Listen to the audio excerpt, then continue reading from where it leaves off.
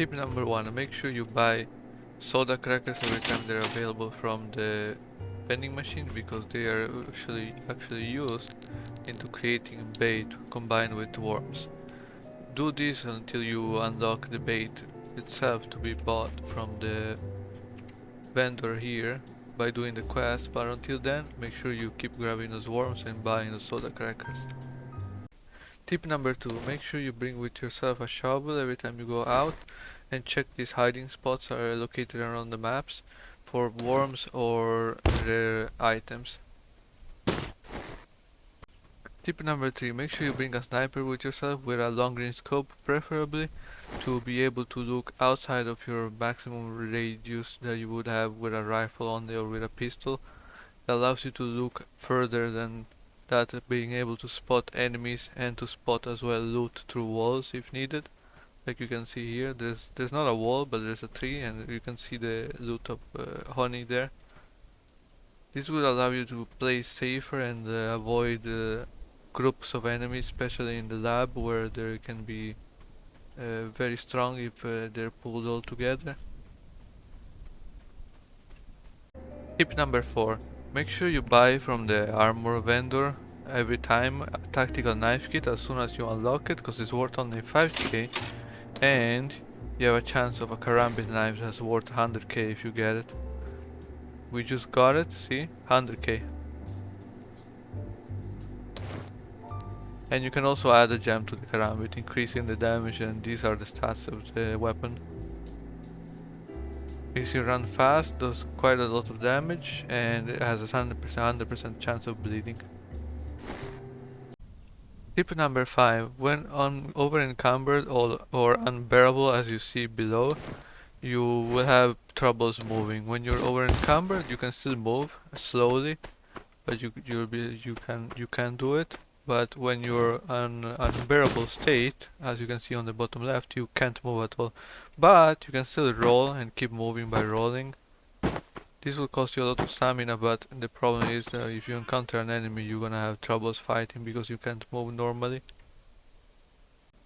Tip number 6. Always make sure you bring some water and food to deal with your energy and hydration needs, because if these values will go to 0, you'll start moving slow, very extremely slow, and also take damage. So be careful with that, and make sure you bring them every time. You never know how long your run will be, and if you will find food. Even though food cases are common, but better to not risk it. Just invest a couple of currency into it. Tip number 7. When over encumbered or on an unbearable state, make sure you bring with yourself an weight bearing injector to increase your carry weight. As you can see here, I can't move, I'm on unbearable state, but if I use the injector, my weight also increased by 50 or 40, and I can move normally now with these two very heavy items. Tip number 8. Make sure that before you start playing the games, you go to your key bindings and change the hotbars to be something that's very comfortable for you, especially the further numbers like 7 or 8. I have it set on my boss button, number 7, so that I can throw grenades with ease when I need it. Nades are very useful in this game. They will make the ducks, well, the enemies, they're ducks, I guess. They will make them retreat and say danger, and it will allow you to buy time for yourself to heal or anything. There's also different type of grenades. We have a shock grenade, we have a stun grenade, we have all kinds of grenades that we can play with to buy us time when we're fighting enemies that are stronger than us. Tip number 9. When planning on your loadouts and you're going for a specific map, keep in mind what totems you're using. For example, when I go to the labs, I like to have 2 HP totems. As you can see here, we have a white totem of HP 1. You can equip 2 of them as long as they're not of the same rarity, but you can't equip 2 of them that are of the same rarity and give the same stats. So if I want more HP, I can put double HP totem. I don't have the legendary one sadly, but there is a legendary one. If I'm going for a loot run, I can just put a bunch of weight totems here. As you can see, my weight is 126 with the totem. Weight out is 87. So keep in mind that as long as they're not of the same rarity, you can equip them to have the same boost of stats. Well, not completely the same, because this one is also backpack capacity, but you get the point. Tip number 10. When looting a corpse of a dead enemy, make sure you right click and unload ammo to get extra bullets out of their gun, in case they have really high expensive bullets that penetrate your armor efficiently. This can be really helpful, especially in the labs where enemies are equipped with level 3 penetration bullets or higher, allowing you to stock up on those ammo easily without having to spend a lot of money on buying them or having to do the quest to unlock the bullets themselves. Tip number 11. When too full of loot and don't have a weight bearing injector, or your weight is just all over the place because you have too many items on you, you can try and find and memorize these dismantle items benches, where you can dismantle items for resources so that you get the resource back from the weapon or armor or whatever you're dismantling, and clearing space in your inventory. As you can see now, I can walk normally. So make sure that you memorize the location of those benches when you find them. Tip number 12.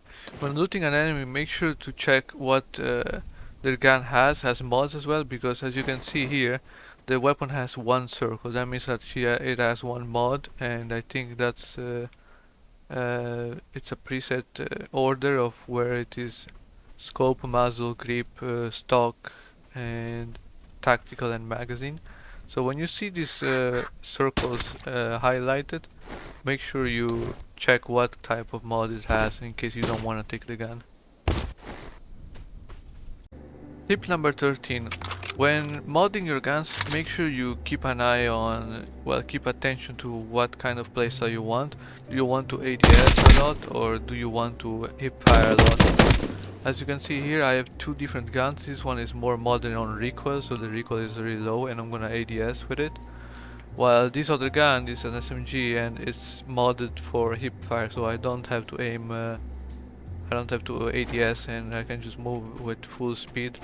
As you can see, while you're ADSing, you move slower, while with hip fire you move faster, which makes you dodge the enemy's bullets in an easier way.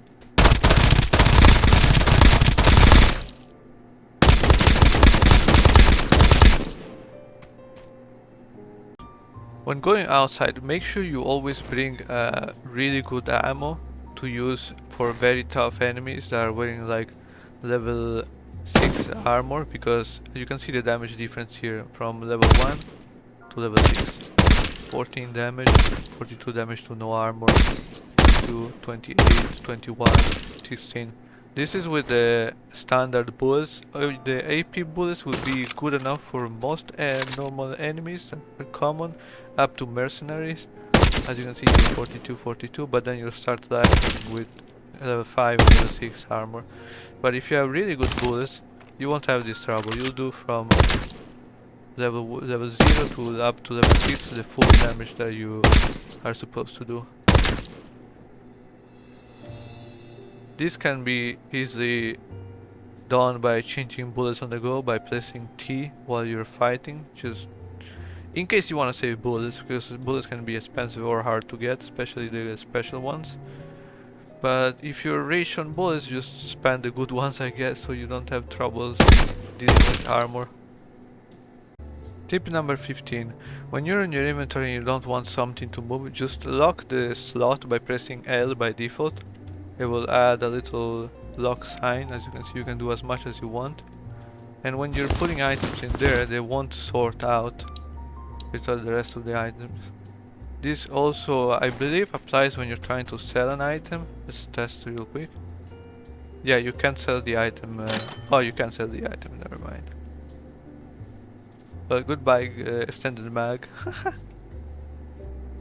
Tip number 16. When you're looking for an item that you need for your upgrades or for your quest, you can mark it by pressing N. This will mark it as a favorite. and when you find it outside in the world, it will be marked with a little heart next to it. This will allow you to identify easily what items you need and what items you don't need. You should do this at the start, at the beginning, when you see a lot of upgrades and you need a lot of different items and you don't know what to pick up, but this will help you a lot, tremendously actually. Tip number 17. When you unlock the talents, make sure you choose it, because the default one is average duck that gives you no benefits, but the other ones give you max HP, body armor, blah blah blah. Portal will give you these stats, Berserker will give you these stats, and Marksman will give you these stats. Personally, I think Survivor is the best between every single one, but average duck can also be good if you don't want to have the running and walking speed reduction. You can also see your... oh, I changed to average duck, that's okay.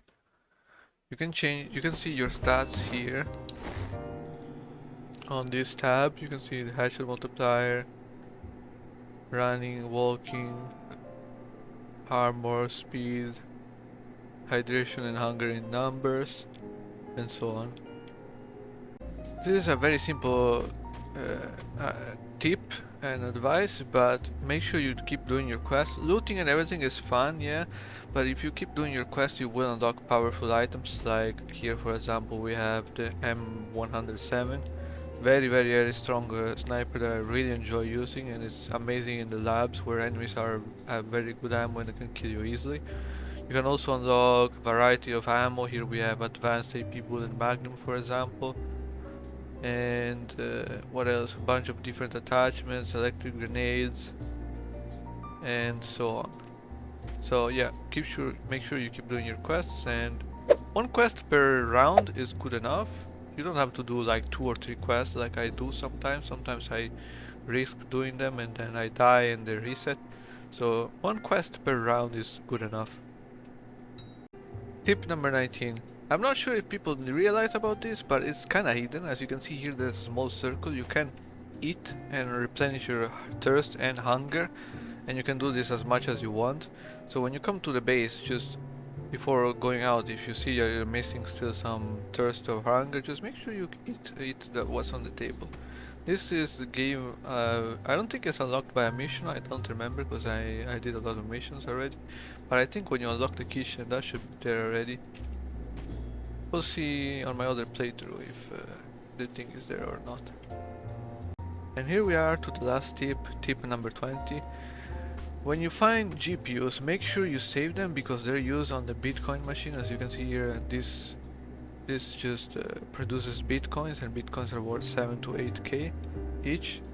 And you need how many? 2, 4, 8. You need 12 graphics card to have the maximum not output but time per bitcoin. As you can see here, it's 10 hours per bitcoin, so it's a passive income. It's not much, but it's a passive income. So if for some days you don't log on because you're busy, you'll have your bitcoins here ready to be claimed.